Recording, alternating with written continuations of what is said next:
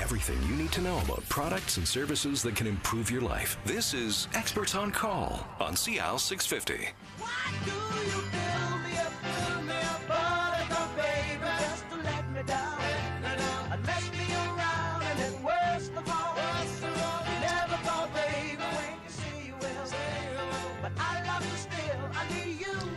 Perfect song, Dwayne. Thank you very much for that. Good choice, foundations for our buildings and for everything we deal with. I'm Tony Giaventu, the host of your show, and we have Dan Schmidt from Remdale Painting and Restoration and Sat Harwood from Les Brands Mendez in the studio. We're talking about major construction. We've been going through the process of when's the right time to do it, how do you actually go through the process. Let's talk about the construction process. So we've picked a contractor, but now we need to sign the contract. So what do we need in this contract that protects us and works well for both? And I'll get you to talk about it from the consumer, and then Dan from the contractor perspective. So how does this contract need to be reviewed in a way that works well for us, the consumer? Yeah, that's a very good question. One of the things we see a lot in our office is once a contractor has been selected, the strata is given a template contract from that contractor, and oftentimes they just sign it without really questioning what's in the contract and whether there's enough protections for them to deal with all the potential problems that can arise in a construction process itself. So some of the things that we think are really critical to have in there needs to be clear chains of command in terms of how decisions are going to be made, how problems are going to be managed. That is important not only from the perspective of who within the contractor is going to be dealing with that decision making, but also who from the strata corporation, because if that isn't set out clearly in the beginning, you can certainly get situations where owners want things done a certain way. They're trying to get contractors to do stuff differently, not allowing them access at certain times of the day. It can be hugely complicated, and a lot of headaches arise as a result of that. So that would be an obvious one. A warranty on the work is a really, really critical element from the owner's perspective. Most contractors and consultants out there will give you a warranty, but there's huge differences from one to the next. And so you want to ensure that the term of the warranty is adequate for the work that you've been paying for. And you also want to ensure that the warranty itself isn't so restrictive that it's really illusory. I mean, we've seen situations where somebody's got a 5-year warranty, but it says you've got to report that claim within 24 hours of finding out about it.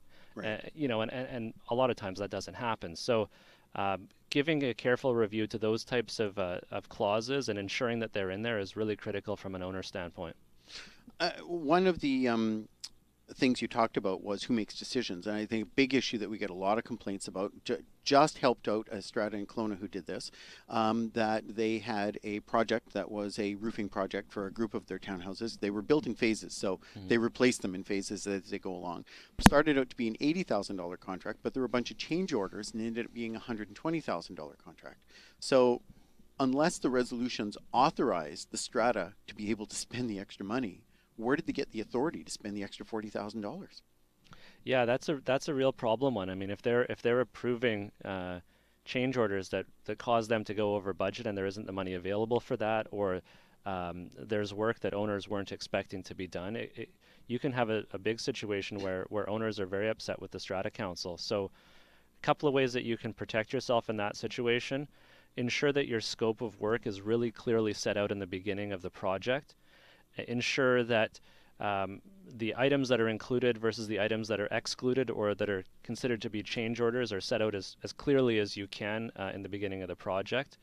And giving the strata corporation and through its council the ability to make changes and make decisions on the go is really critical, because the reality is, I mean, if you're dealing with a painting job, you're going to have less uncertainty than with other areas of construction. Right. But if you're dealing with something like your plumbing systems or electrical systems, and balconies. Yeah, a big problem we see, for example, is you'll have as-built drawings, which is apparently what the building is supposed to look like on the inside, and you start tearing open the walls and there's no pipes there, right? Doesn't and look so like that at all. Every time you get a mechanical contractor and they're going over budget because they don't know where the pipes are that they're supposed to be replacing. So it's a big problem. Well, and we've seen now that strata corporations are starting to build more money in their contingency funds. What we're seeing is a resolution for the contract for a certain amount, and it may be special levy or contingency, and then a separate resolution that allows for the council to spend up to a certain amount out of contingency for cost overruns or contingency expenses. Because I tend to be a little suspicious sometimes, and we certainly see it abused from consumers' perspective. The contract's $80,000 plus there's an $8,000 contingency, so it's total $88,000. People pretty much try to spend out the $88,000, right? But if the contingency is authorized somewhere else, that council has discretion to spend the money for those types of things, it helps them to negotiate better as well. And here's a situation we had very recently on a project where we had a contingency like that the strata had come up with, and one of the you talked of chain command, Sad. One of the key individuals we were dealing with on that was making and approving change orders. It was wood repair we were doing on the building. So as we came across rotten wood, we were repairing it. The difficulty was that all of our change orders had been approved by this individual, but that individual hadn't been relaying that information fully to even the council, right, never mind to the balance. So they came to their AGM, and it was a very ugly scene for the property manager, for the strata council. And for us, frankly, because we had been trying to do everything up front and as best we could, and suddenly we're in a situation where nobody's happy. Right. And certainly they're not happy with us because they think we're overcharging them when actually things had been, there'd been a process, but it hadn't been a clear process. So setting that out, I fully agree, Sad, right at the beginning.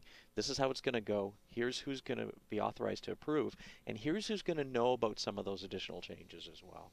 Well, and we certainly see the scenario. I don't know how the strata is going to resolve this. They have a scenario where they are cost overrun on a project. They special levied because they had no contingency money. The strata council authorized additional expenses that added another $30,000 or $40,000. Then they called a general meeting of the owners after the work was done, and the owners didn't approve the additional funds, and they didn't approve the special levy. So the strata corporation can't pay the bills. So they'll be have.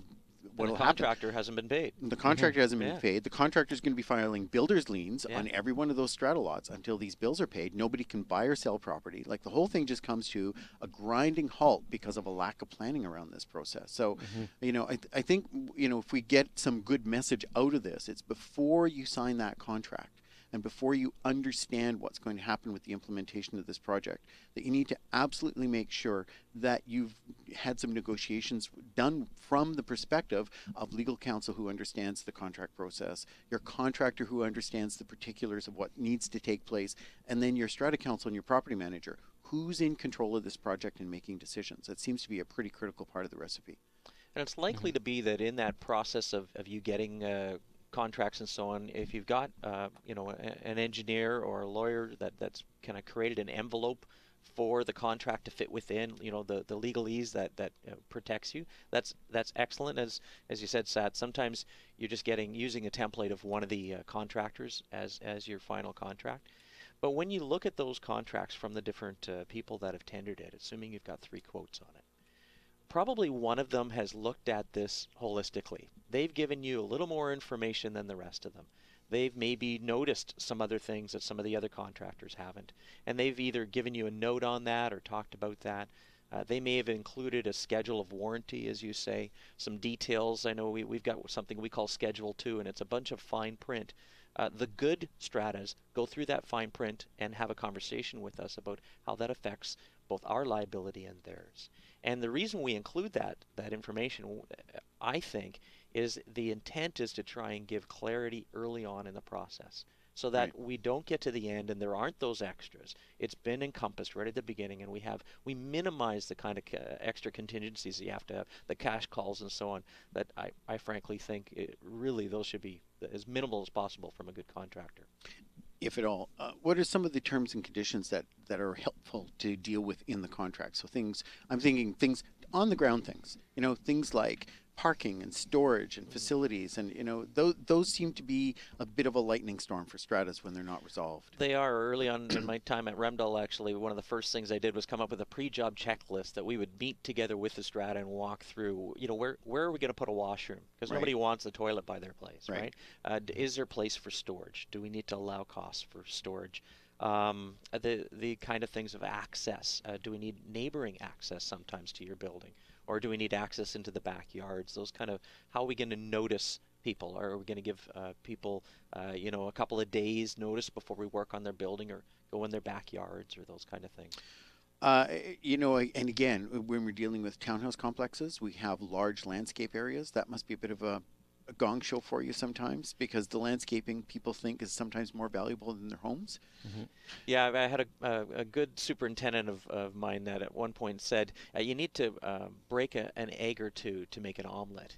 And it's true. Typically, you need to get into a project. You're probably going to damage something. And so that would be the other thing I would say, that there should be some method of either mediation or correction if something bad happens on site. How does your contractor, good question. Oh, if they were to ask me, Dan, how do you handle when you break something on our site? Right? Because it's likely something bad is going to happen during the process of a couple of month project at $100,000. How are we going to deal with it? Those are great questions. Hold that question, because we'll start up with the next segment as soon as we come back. This is QauyPacific Talk About Strata on 650 CI. This is Experts on Call on CI 650.